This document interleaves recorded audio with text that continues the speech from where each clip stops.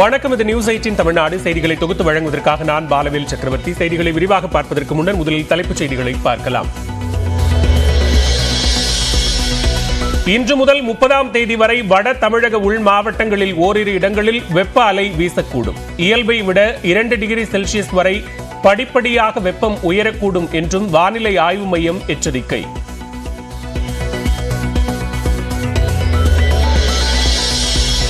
வேலூர், நாமக்கல், சேலம் உள்ளிட்ட 9 மாவட்டங்களில் மே தொடக்கத்தில் வெப்ப அலை கடுமையாக அதிகரிக்க வாய்ப்பு.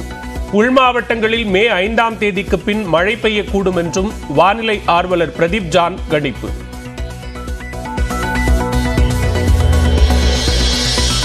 புதுச்சேரியில் பள்ளிகளுக்கு கோடை விடுமுறை நாளை தொடக்கம். 30ஆம் தேதி வரை பள்ளிகள் செயல்படும் என அறிவிக்கப்பட்டிருந்த நிலையில் வெயிலால் முன்கூட்டியே விடுமுறை.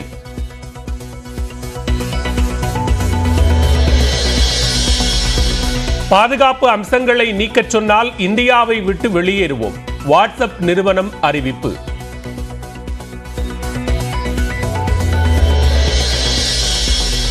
பதிவாகும் வாக்குகளை விவிபேட் இயந்திரங்களின் அனைத்து ஒப்புகை சீட்டுகளுடன் சரிபார்க்க கோரிய மனுக்களை தள்ளுபடி செய்தது உச்சநீதிமன்றம். வாக்குச்சீட்டு முறைக்கு மாற வேண்டும் என்ற அவசியம் இல்லை என்றும் திட்டவட்டம். வாக்கு இயந்திரம் பற்றி அவதூறு செய்திகளுக்கு சரியான அடி கொடுத்துள்ள தீர்ப்பு. வாக்குச்சீட்டு முறையை அமல்படுத்த உச்சநீதிமன்றம் மறுப்பு தெரிவித்தது குறித்து பிரதமர் மோடி பெருமிதம்.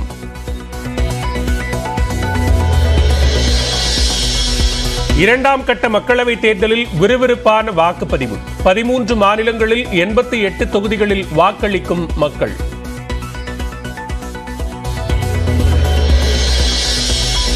கர்நாடகாவில் வாக்களித்த மத்திய நிதியமைச்சர் நிர்மலா சீதாராமன். கேரளாவில் முதலமைச்சர் பினராயி விஜயன், சசி தரூர், சுரேஷ் கோபி உள்ளிட்டோர் வாக்களிப்பு.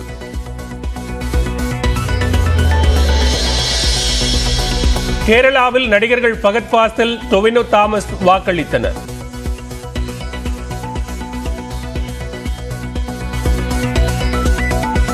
கர்நாடகாவில் வாக்களித்த இந்திய கிரிக்கெட் அணி பயிற்சியாளர் டிராவிட் கும்ளே.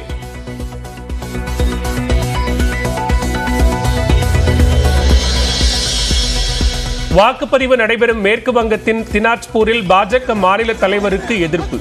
கோபேக் என திரிணாமுல் தொண்டர்கள் முழக்கமிட்டதால் வாக்குவாதம்.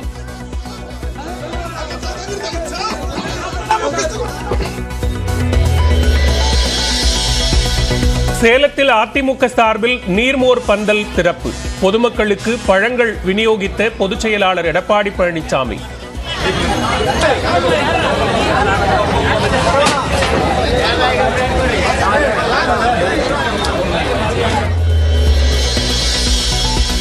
கல்லூரி மாணவிகளை பாலியல் ரீதியாக தவறான பாதைக்கு அழைத்ததாக தொடரப்பட்ட வழக்கு.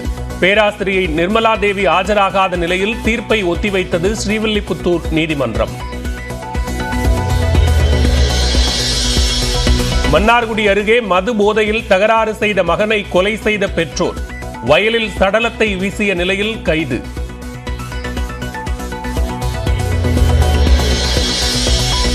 ஆந்திராவின் அனந்தபூர் மாவட்டத்தில் வேட்புமனு தாக்கலுக்கு சென்றபோது டிராக்டரில் சாகசம் செய்த தொண்டர்கள். திடீரென கவிழ்ந்ததில் காயமடைந்த 4 பேர் மருத்துவமனையில் அனுமதி.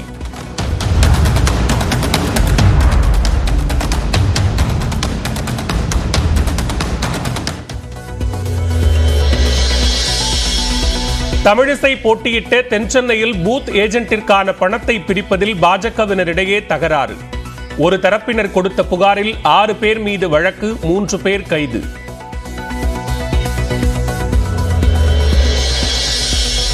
கோடை காலத்தில் தடையின்றி மின்சாரம் வழங்குவது குறித்து தலைமைச் செயலாளர் ஆலோசனை.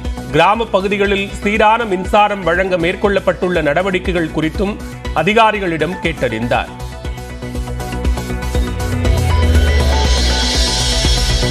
$17,000 வாடிக்கையாளர்களின் கிரெடிட் கார்டுகளை முடக்கிய ஐசிஐசிஐ.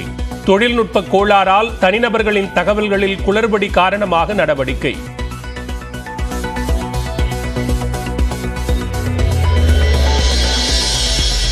நடப்பு ஐபிஎல் தொடரில் வெற்றி பாதைக்கு திரும்புமா பஞ்சாப் கிங்ஸ்? கொல்கத்தா அணியுடன் ஈடன் கார்டனில் இன்று பல பரீட்சை. தமிழ்நாட்டின் வட மாவட்டங்களில் அடுத்த 5 நாட்களுக்கு வெப்ப அலை வீசக்கூடும் என்று சென்னை வானிலை ஆய்வு மையம் எச்சரித்துள்ளது.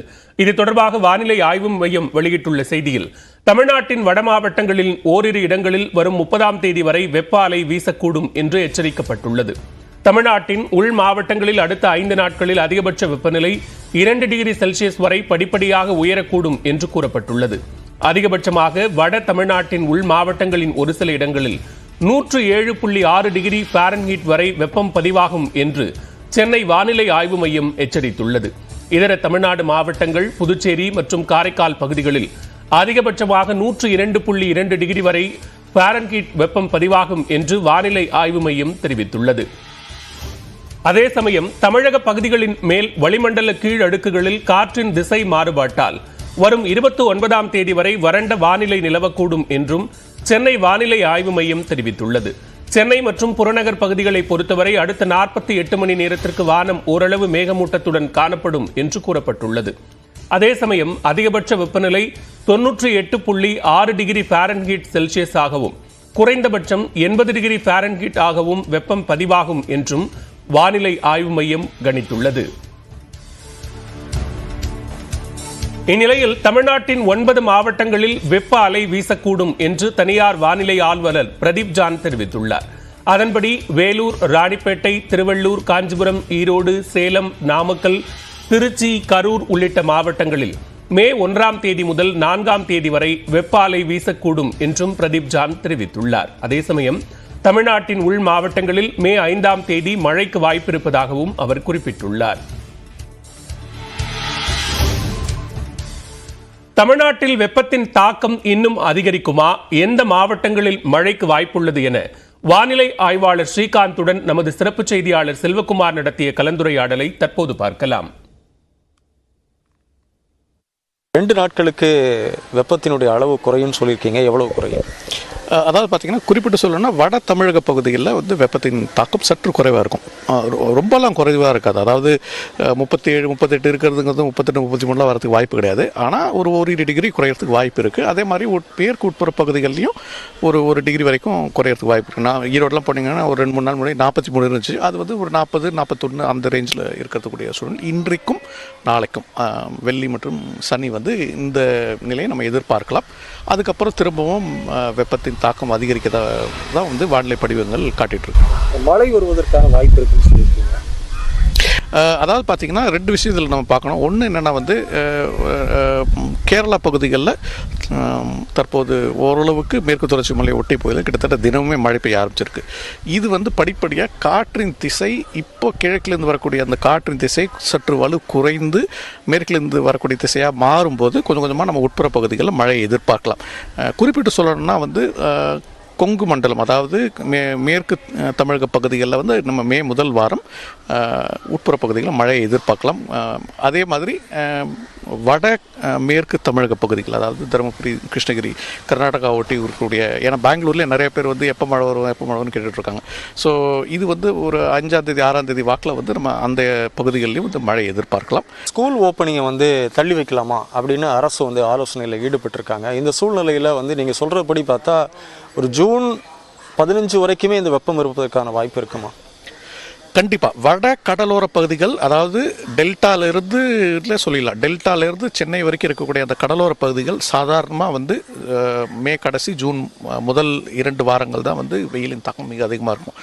கோயம்புத்தூர் போன்ற மேற்கு உட்புற பகுதிகள், அதே மாதிரி கிருஷ்ணகிரி, தருமபுரி போன்ற அந்த வட மேற்கு உட்புற பகுதிகளில் வெயிலின் தாக்கம் குறைஞ்சிரும். ஏன்னா மேலேருந்து வரக்கூடிய காற்று இருக்கிறதுனால.